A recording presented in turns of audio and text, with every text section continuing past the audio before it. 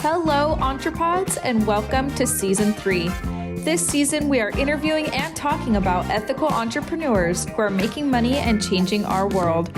Join us as we discover how we can step into power as creators and business owners to reshape business into one that values humanity, our planet, and our shared future. You won't want to miss a single episode.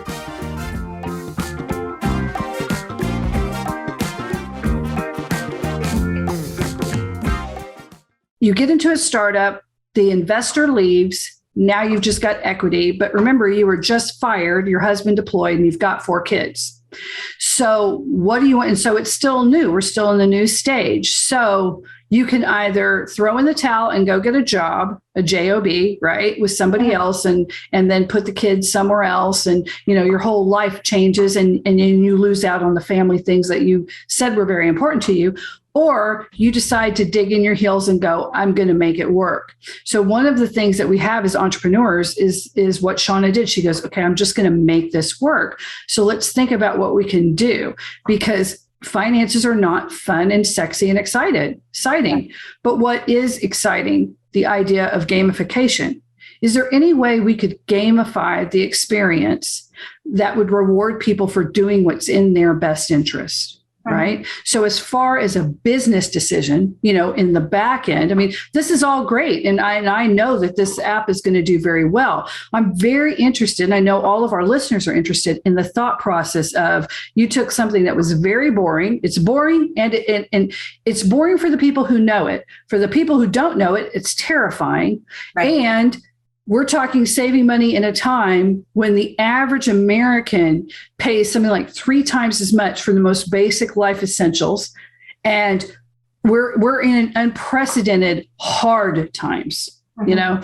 And so how are we going to get people to make these mental shifts when the first thought out of your mind is to scream and freak out and start stuffing cash into a mattress and figure out what country we can go to escape this and, you know, get out. I mean, because there's like an entire thing of people that own businesses now and that haven't really been helped, and big corporations like BlackRock coming in and gobbling up their neighborhood. I mean, you know, there's some really bad stuff.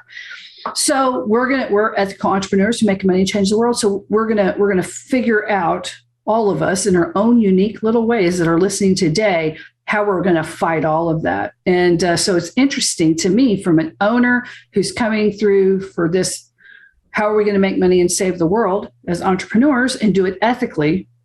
You went, okay, is what we're doing a great good for, and a great service? Okay, so who are we serving? Who's going to come here? What's the avatar? What's their name? How old are they? Why would they even consider doing something like this? And then what are they really going to want? And you got to a place where that person turned into somebody who's going to want a gamified experience. They're going to want it to at least be fun, so it won't be as scary anymore. Because it doesn't have to be scary. They just don't know it isn't scary, because for them, it's always been a risk, because they don't realize it's not a risk for other people because they're offered different things than we're being offered. I mean, I think as an entrepreneur, you have to realize that you are just always learning. So I came onto this business because of my own values. I am the target customer. I'm like the perfect person for this app. And it's something that I felt needed to be in the world. So that's why I took that step.